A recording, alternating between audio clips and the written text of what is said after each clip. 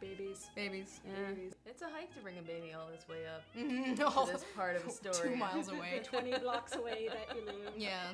So this week we're reviewing a book called Glory O'Brien's History of the Future, in which a major plot point is dissolving a petrified bat into beer and drinking it. So we were gonna drink shitty beer in honor of the book because they're teenagers and they obviously would probably only have access to shitty beer.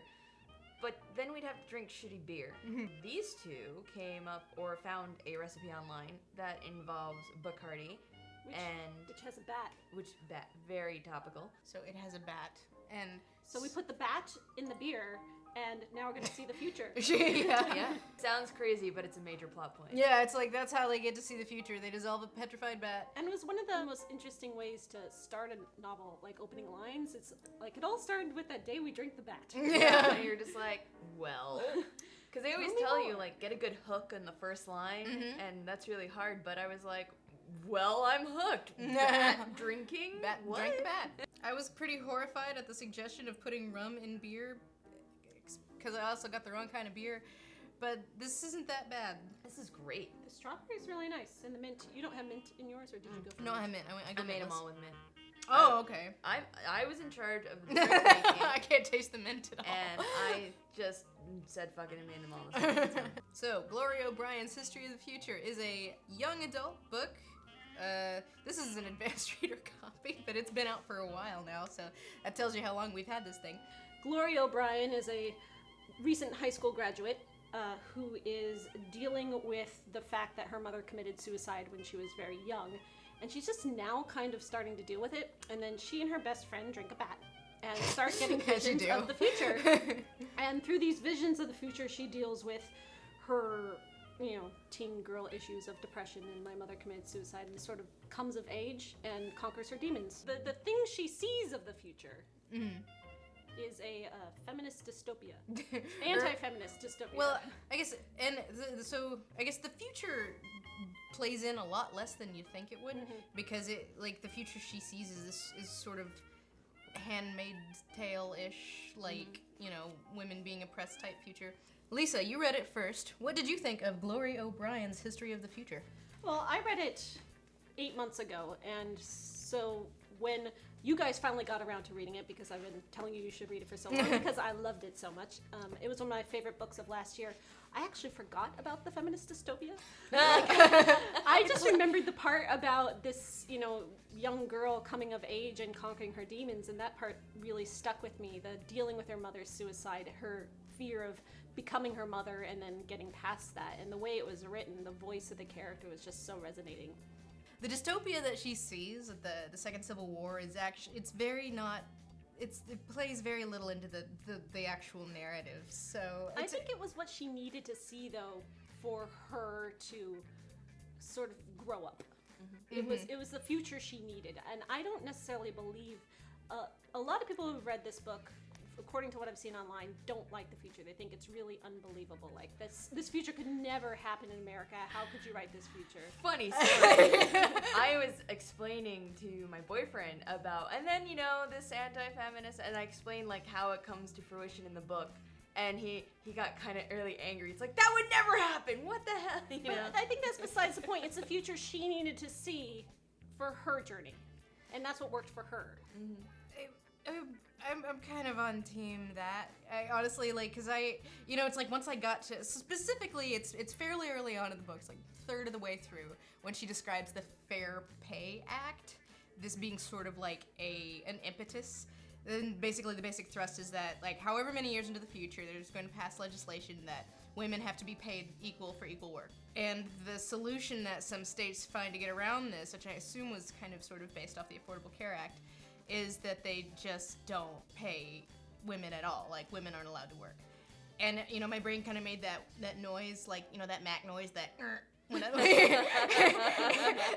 and, the whole book, it was and then every time it would go to the history of the future portions, my brain was going, because I'm just it's too close and too detailed. And so, the reasons the dystopia happened, I'm well, that women being outlawed from working doesn't make any sense. That would ruin the economy. But that's exactly what happens. The world falls apart because that happened. Yeah, but they wouldn't, I do not buy that states would pass legislation outlawing women from working. That's why I think it's more of a fantasy kind of thing. That's not what I got at the end. Here's my take on it. You know how in the beginning of the book they drink the bat to see the future, and that's like, and you're like, how the hell does drinking a petrified bat help you see the? Okay, fine, I'm just gonna write it off. Like that's our Deus Ex Batibus. Like fine. It's the same thing with the future. Like I really do feel like with the bat, with the future, there. I mean, it's like the. Is there like a term for like I don't know, she's like at a the end of the book. MacGuffin, but it's like a plot point where it's just like random thing that'll just make you explore yourself and question yourself. Well, that's and usually it could be anything, but it's about her finding her place in having a future. And I think the fact that it was something so random kind of speaks to that trope that maybe the author was just saying, and it could be anything, so I'm just making it a bat. Let's Like, make it a whatever. bat. And the thing she sees could be anything, so I'll make it as ridiculous as possible, maybe. And Well, I mean, no. At the end of the book, because she sees her friend do a thing that she saw, and this kind of confirms to her that the vision she was getting, like she was like dead convinced, like yes, this is absolutely going to happen, and I don't know how my story is going to end exactly, but I know what role I'm going to play in this horrible, horrible future, and so it's like I think we are meant. It doesn't really end on a note of ambiguity. Which I think works to its detriment, honestly. I think her seeing the vision of her friend leaving at the end and then that actually happened was supposed to make you be like, wait, could it be real? When you were ready to dismiss entirely, but not necessarily confirm it. Because maybe that was coincidence. Well, the protagonist, she believes it. And they're like, Yes. all right, fine. But also it makes, I mean, the book never addresses or even flirts with the idea of, all right, you know what's going to happen. What are you going to do to try to stop it if it's this terrible? There's sort of this acceptance like the future of, well, set. it's gonna happen, and Yeah. I know what my role in it is. Which again, it's not about what the future holds. It's about her coming to terms with herself, her own family's history of depression, like how much like her mother she is, or the future she can have. That she does have a future. That's the biggest thing. And her seeing that strong role that she plays in it, even if it's not her preventing it from happening, is what gives her the strength to take control of her own life. You know, the things that she does to, you know, solve her father's problems with what's going on with the neighbors and, you know, take back what's theirs. And because she sees this active role in her future, she begins to actually create an active role for herself in her own life. they've been living in limbo for 14 years. Yeah. Another thing about this is, like, since the dystopia takes up so little of the actual word count, it's not very plot driven.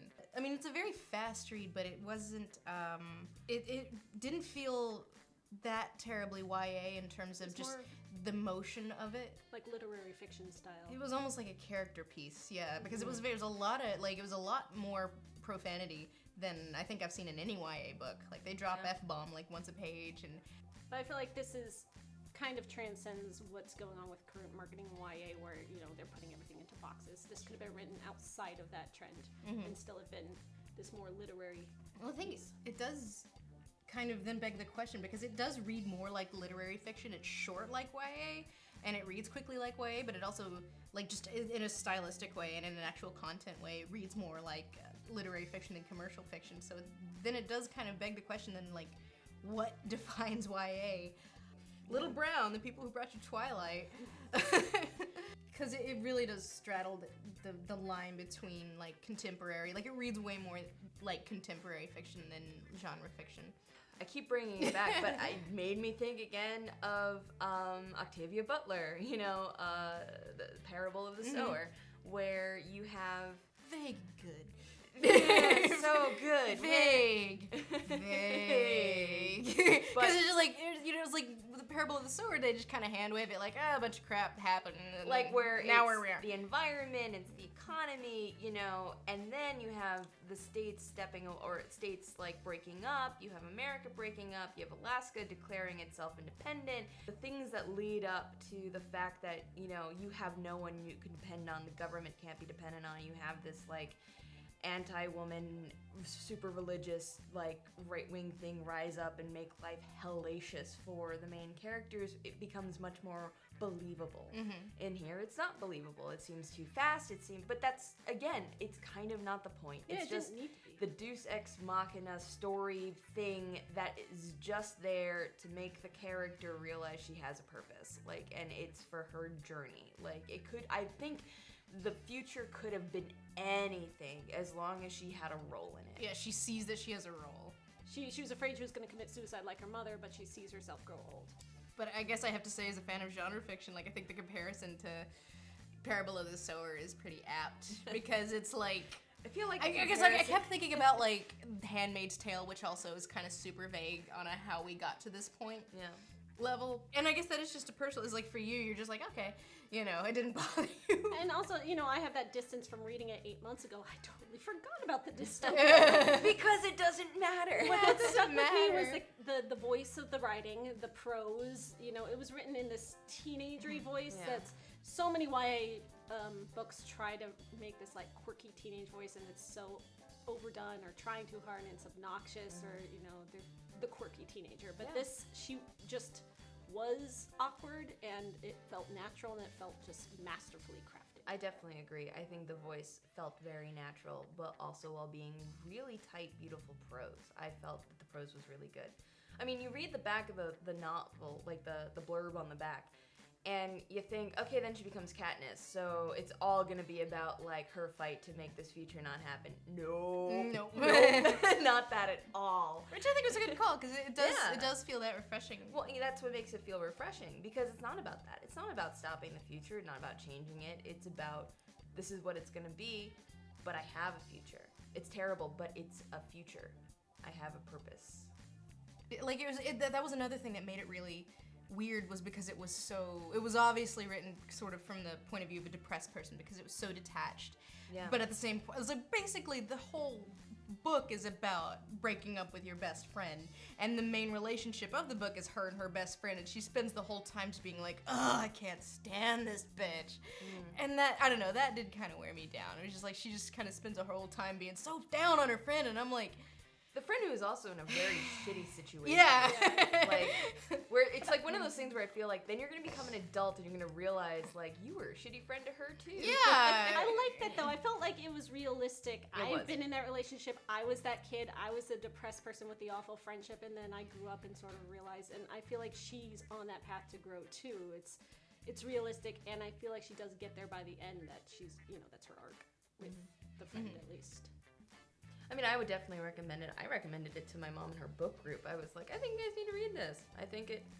I like how it handled the main character's depression and her inner thoughts, but also how she kept them to herself, and their friendship that was kind of just because you're the person across the street and I've known you my whole life. Like, and I think I think most people have that childhood friend where you look back on it, and sometimes, you know, those friendships can last, but sometimes it's just like, I was literally friends with you just because you lived across the street, and it was easy and we were awful for each other, but that's what it was. No, it's like, I remember when I graduated high school, I had all these friends, and it's just like the second we graduated, it was just like, bye.